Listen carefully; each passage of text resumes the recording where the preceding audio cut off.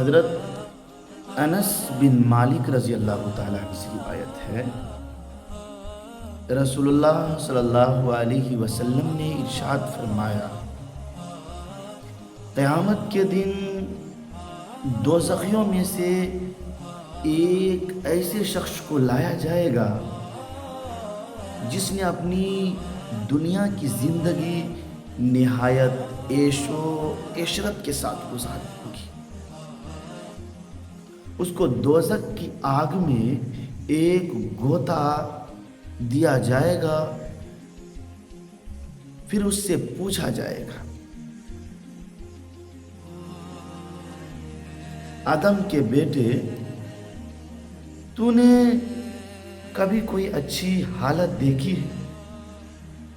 اور کیا کبھی عیش و آرام کا کوئی دور تجھ پر گزرا ہے؟ وہ اللہ کی قسم کھا کر کے کہے گا، کبھی نہیں میرے رب۔ اسی طرح ایک اور شخص جنتیوں میں سے ایسا لایا جائے گا جس کی زندگی سب سے زیادہ تکلیف میں گزری ہوگی۔ اس کو جنت میں ایک غوطہ دیا جائے گا، پھر اس سے پوچھا جائے گا کہ آدم کے بیٹے، کیا تو نے کبھی کوئی دکھ دیکھا ہے؟ کیا کوئی دور تجھ پر دکھ کا گزرا ہے؟ وہ اللہ کی قسم کھا کر کے کہے گا،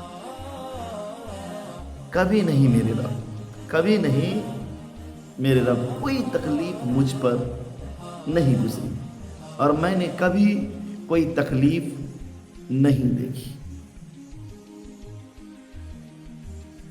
حضرت سمرہ بن جندب رضی اللہ تعالیٰ عنہ روایت کرتے ہیں، رسول اللہ صلی اللہ علیہ وسلم نے ارشاد فرمایا، بعض تو زخیوں کو آگ ان کے ٹخنوں تک پکڑے گی اور بعض کو ان کے گھٹنوں تک پکڑے گی اور بعض کو ان کے کمر تک پکڑے گی اور بعض کو ان کی ہنسلی یعنی کہ گردن کے نیچے کی جو ہڈی ہے وہاں تک پکڑے گی۔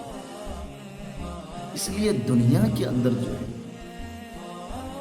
اچھی زندگی گزارنی چاہیے، رب کو راضی کر کے اس دنیا کے اندر زندگی گزارنی چاہیے۔ لیکن ہم لوگ اس دنیا کے اندر ہی عیش و عشرت والی زندگی گزار رہے ہیں، حالانکہ ہماری زندگی اور تمام انسانوں کی زندگی جو ہے دنیا کے اندر محض صرف محنت کرنے کے لیے، اللہ کی عبادت کرنے کے لیے اور اللہ سے پناہ مانگنے کے لیے۔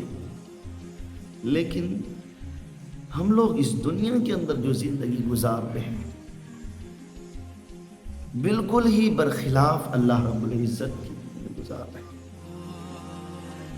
ہمیں اور آپ کو چاہیے کہ اللہ تبارک و تعالیٰ کو مان کر کے رب چاہی زندگی اس دنیا کے اندر گزارے، تاکہ جب ہم لوگ اس دنیا سے جائیں تو اللہ رب العزت ہم لوگوں کو منچاہی زندگی دے۔ اگر ہم لوگ دنیا کے اندر ہی منچاہی زندگی گزار لیں گے تو آخرت کے اندر کبھی بھی ہم لوگوں کو اللہ رب العزت مرنے کے بعد جو ہے منچاہی زندگی نہیں عطا فرمائے، پھر رب چاہی زندگی عطا فرمائے، دوزخ والی زندگی عطا فرمائے۔ اس لیے میرے بھائیوں، یہ دنیا کے اندر رب چاہی زندگی گزار کر کے چلے گئے، وہاں پہ آپ کو من چاہی زندگی ملے۔